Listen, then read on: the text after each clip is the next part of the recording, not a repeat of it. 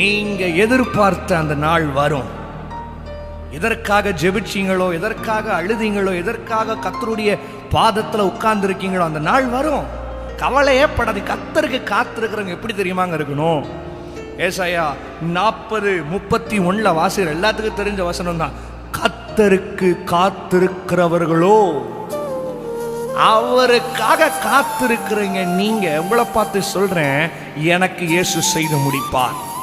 அந்த மாதிரி ஒரு உபத்திரவமான நேரம், ஒரு அழுகையின் நேரம், இல்ல ஒரு அவமானத்தின் நேரம், இல்ல நீ எதிர்பார்த்த காரியங்கள் நடக்காத நேரத்துல என்ன தெரியுமா சொல்லணும்?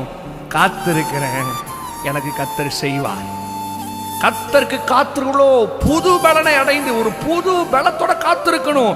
நீங்க காத்திருக்கிற டைம்ல தான் சோர்ந்து போயிடுறீங்க.